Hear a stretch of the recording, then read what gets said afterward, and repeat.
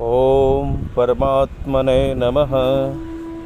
आज हम कुछ ऐसी बात करेंगे जो हमारे महापुरुषों ने अपने जीवन में सुख शांति प्राप्त हो उसके लिए बताई है। ये बातें कुछ करना नहीं करना ऐसी दो बातें होगी। इसको हमारे यहाँ विधि निषेध कहते हैं। जो अपने कल्याण चाहते हैं, जो व्यक्ति स्वयं का और संसार का कल्याण चाहता है, उसको ये करना चाहिए।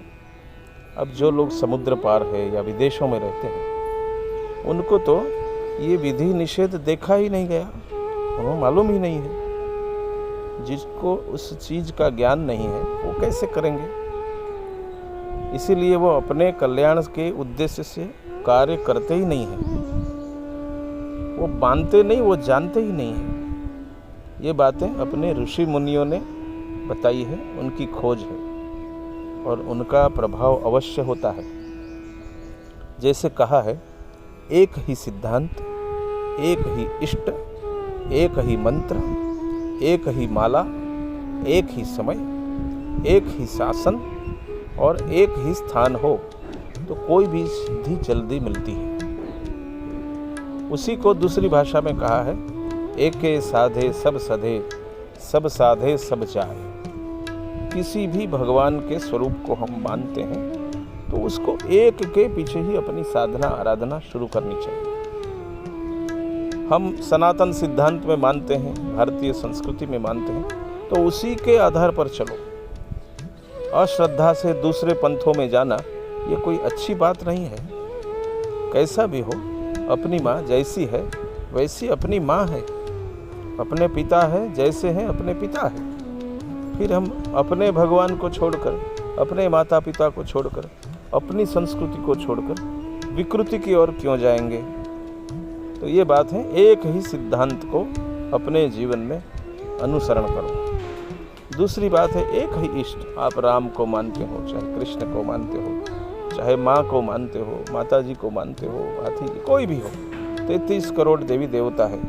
किसी एक की पूजा अपने जीवन में ये करनी चाहिए। मंत्र भी एक ही होना चाहिए। कोई ये आए गए तो इन्होंने ये मंत्र दिया, किसी ने ये मंत्र बताया तो ये करने लगे, इससे अच्छा होगा तो ये करने लगे। तो जब कुएं में से पानी निकालना है भूमि में से, तो रोज थोड़ा थोड़ा खोदते हैं। 100 फुट खोदा, लेकिन पूछा कि उसने बताया 100 फुट खोदा है, लेकिन देखा पानी नहीं निकल रहा है। तो उसने 50 दिन रोज 2-2 फुट खोदा है ज़मीन में, लेकिन हर जगह 100 दिन तक उसने 200 फुट खोदा, लेकिन अलग अलग जगहों पर खोदा। ऐसा नहीं चलेगा। एक ही जगह पर रोज 2 फुट खोदते रहो, 100 दिनों में 200 फुट हो जाएगा, जल अवश्य निकलेगा।